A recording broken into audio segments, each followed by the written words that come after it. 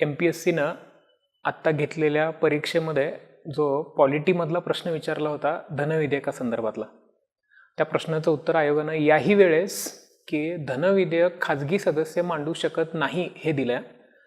हा प्रश्न आयोगानं मागच्या 3 वर्षापूर्वी विचारला होता, त्याचंही उत्तर असंच दिलं होतं. यावेळेस मात्र आपल्याला आयोगाला काही गोष्टी पाठवायच्यात, प्रूफ पाठवायचे त्याचे की कसं धनविधेयक हे सार्वजनिक सदस्य म्हणजे पब्लिक मेंबर मांडू शकतो. 3 गोष्टी मी तुम्हाला पुढच्या 7 ते 8 मिनिटामध्ये मी तुम्हाला सांगेन आहे. एक म्हणजे व्हॉट इज द लॉजिक की धनविधेयक हे खाजगी सदस्याकडून मांडल्या जाऊ शकतं, can money will be introduced by the private member.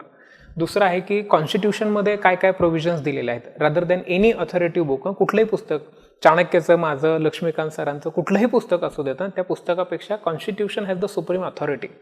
So राज्यघटना मूळ काय म्हणते आणि व्हॉट आर द प्रूफ्स आपल्याकडे काय आहेत असं म्हणायला की धनविधेयक हे खाजगी सदस्याकडून मांडलं जाऊ शकतं. माझ्याकडे RTIची कॉपी आहे, संसदेची वेबसाईट आहे आणि लोकसभा सेक्रेटेरिएटनं पब्लिश केलेलं rules of the procedure of the parliament, MN कौल हे लेखक आहेत त्याचे आणि लोकसभा सेक्रेटेरिएटनं ते पब्लिश केलेलं आहे. So this book holds the authority. तर हे काही प्रूफ्स मी तुम्हाला आत्ता दाखवीन. So what is the logic, basically एक एक गोष्ट आता आपण बघू. साधारण legislative procedure of passing the any bill ordinary bill काय असते की दोन्ही सभागृहामध्ये विधेयक संमत झालं, ते राष्ट्रपतींकडे गेलं. राष्ट्रपतींकडे विधेयक जेव्हा जातं तेव्हा राष्ट्रपतींकडे 4 पर्याय असतात. राष्ट्रपती विधेयकाला संमती देतो, ॲसेंट देणे म्हणतात त्याला. राष्ट्रपती विधेयकाला संमती राखून ठेवणं, विथहोल्डिंग, रिजेक्शन म्हणतात ना त्याला आपण आपल्या भाषेमध्ये कॉन्स्टिट्यूशनमध्ये दिलेलं नाही हा शब्द, त्याला वेटो असं वेटो पॉवर असा शब्द वापरतो, नकाराधिकार. दॅट इज ॲब्सोल्यूट वेटो, नकाराधिकार. तो देऊ शकतो का तर देऊ शकतो, फक्त तो सर्कमस्टॅन्शियल आहे. काही सिच्युएशनमध्ये फक्त तो देऊ शकतो, सरसकट नाही देऊ शकत. असे कुठले सर्कमस्टान्सेस आहेत? एक म्हणजे जर विधेयक खाजगी विधेयक असेल तर तो त्याला नकार देऊ शकतो. आणि नवीन आलेल्या लोकसभेने, म्हणजे विधेयक राष्ट्रपतीकडे आलंय, तिकडे लोकसभा डिझॉल्व्ह झाली, नवीन आलेल्या लोकसभेने म्हणजे मंत्रिमंडळाने सांगितलं की सही नाही करायची, या 2च केसमध्ये फक्त तो साधारण विधेयक रिजेक्ट करू शकतो. तिसरी तरतूद आहे की तो विधेयक परत पाठवू शकतो सभागृहाकडे, मग सभागृहाने परत त्याच्याकडे आल्यावर संमती द्यावी लागते वगैरे वगैरे, आणि pocket veto. Same is case for the धनविधेयक. आता धनविधेयक जेव्हा राष्ट्रपतीकडे येतं संमत होऊन, तेव्हा राष्ट्रपतींना काय अधिकार असतात? राष्ट्रपतींना अधिकार आहे विधेयकाला संमती द्या. राष्ट्रपतींना अधिकार असतो विधेयक विथहोल्ड कर, रिजेक्ट कर. President can reject the money bill. It is just president cannot return the money bill. ते विधेयक फक्त परत पाठवू शकत नाहीत. म्हणजे धनविधेयकाच्या संदर्भामध्ये राष्ट्रपतींना सस्पेन्सिव्ह वेटो नाही आहे, ॲब्सोल्यूट वेटो असतो. पण ॲब्सोल्यूट वेटो कधी असतो? सर्कमस्टॅन्शियल. कधी? जर विधेयक खाजगी सदस्यांनी मांडलेलं असेल तर, किंवा विधेयक नवीन आलेल्या लोकसभेने सांगितलंय की सही नाही करायची. म्हणजे साधारण विधेयक राष्ट्रपती अमान्य करू शकतो जर ते खाजगी सदस्यांनी मांडलेलं असेल. राष्ट्रपती धनविधेयक रिजेक्ट करू शकतो. याचाच अर्थ झाला, लॉजिक इज की धनविधेयक पण खाजगी सदस्य मांडू शकतो. Again apart from the logic and the interpretation of the constitution, ते सुप्रीम कोर्टाला करू दे काय करायचं ते. मुद्दा क्रमांक 2 आहे की राज्यघटनेमध्ये असं काही सांगितलंय का? What constitution is saying. राज्यघटनेत कुठं काही असं सांगितलंय का की धनविधेयक मंत्र्यांनीच मांडावं किंवा खाजगी सदस्य मांडू शकत नाही? तर आपल्याकडे प्रोव्हिजन कुठं आहेत? कलम 109 मध्ये procedure of passing the money bill दिलेली आहे. ॲक्च्युली हा प्रश्न विचारला होता स्टेट लेजिस्लेचरच्या संदर्भामध्ये, तर स्टेट लेजिस्लेचरचं ते कलम येतं 198. सेम आहे, फक्त तिकडे पार्लमेंट आणि खाली राज्य विधिमंडळ असे शब्द वापरलेले आहेत. तर काय सांगतं 109 प्रोसिजर मी तुम्हाला समोर दाखवतो. विधेयकात काय काय, कलमामध्ये काय काय दिलेलं आहे. So article 109 of the constitution is say clear दिसत आहे. 109 मध्ये काय काय दिलंय बघा. से स्पेशल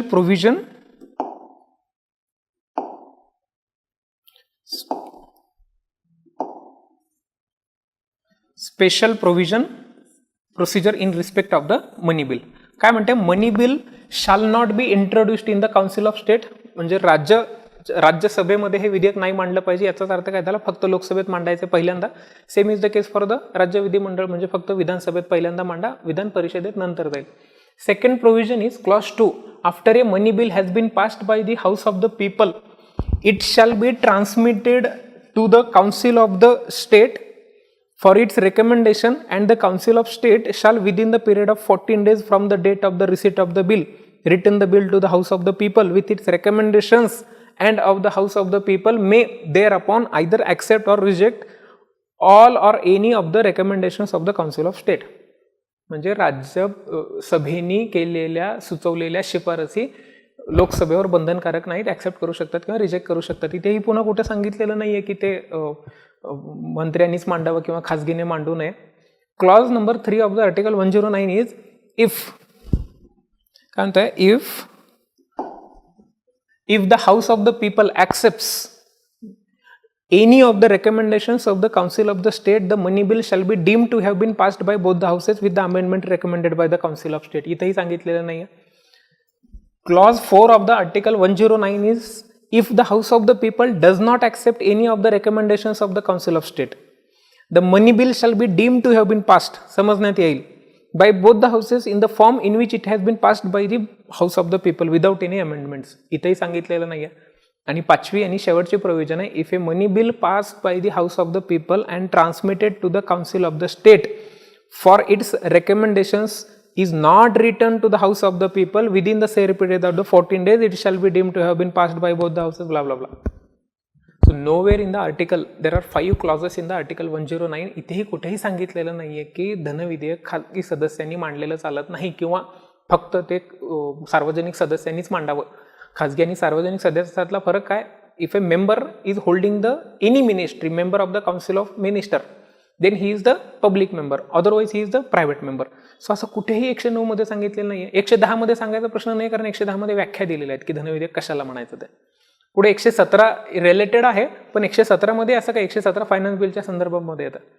सो कुठेही nowhere in the constitution has told us की ते विधेयक फक्त मंत्र्यांनी मांडावं आणि ह्यांनी मांडू नये, खाजगी सदस्यांनी मांडू नये. झालं, हे झालं टेक्निकल आस्पेक्ट. मग तिसरा, आपण 3 आस्पेक्ट पाहत होतो. काय काय आस्पेक्ट पाहायचे आहेत बघा आपल्याला. एक कॉन्स्टिट्युशनल प्रोव्हिजन झाली. दुसरी आता आपल्याला प्रूफ बघायचे आहेत काय काय, जे तुम्ही आता आयोगाला पाठवू शकता. Proof number 1 is I have the copy of the RTI. तुम्ही इथे बघू शकत असाल. Application dated 11/4/25. ऍप्लिकेशन डेटेड 11/4/2025 ह्या तारखेला RTI केलेला आहे. त्याचं उत्तर कोणी दिलंय, लोकसभा सेक्रेटरिएट, लेटर नंबर अमुक अमुक, डेटेड 30/4/25. 30 दिवसाच्या RTIचं उत्तर द्यायला लागतंय. लोकसभा सेक्रेटरिएटने उत्तर दिलंय. लोकसभा सेक्रेटरिएटने काय उत्तर दिलंय बघा.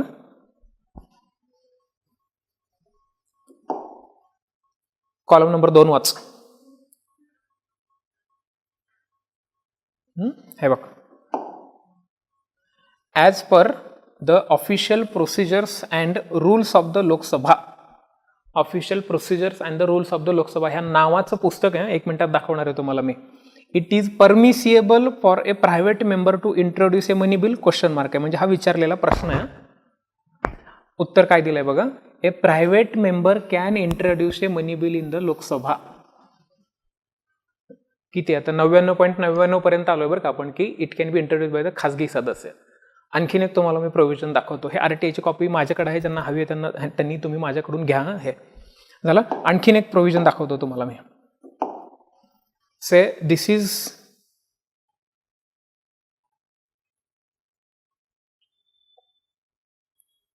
द वेबसाईट ऑफ द, हे वेबसाईट दिसते का,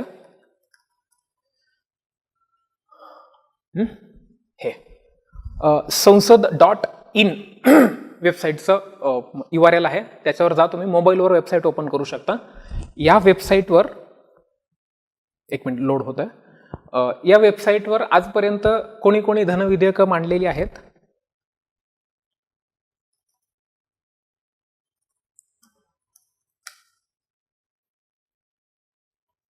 काय होतंय,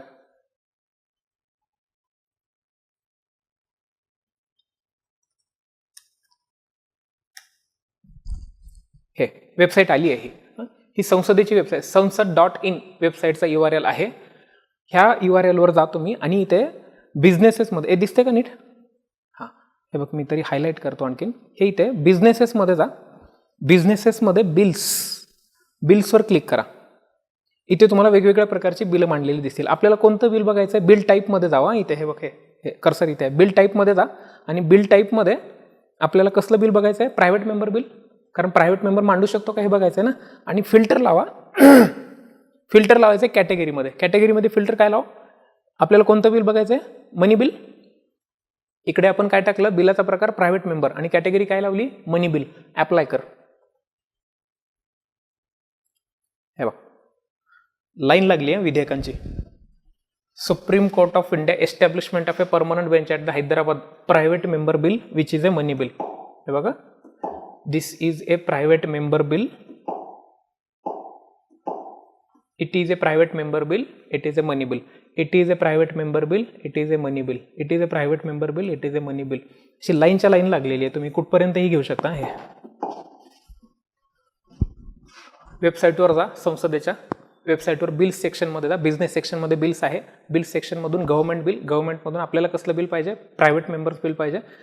फिल्टर लावा. फिल्टर कॅटेगरीमध्ये कशाचं लावायचं? Money bill. सगळी यादीच्या यादी तुमच्या पुढे येईल. आता हे बघा, ह्याच्यात इंटरेस्टिंग तुम्हाला दाखवतो मी.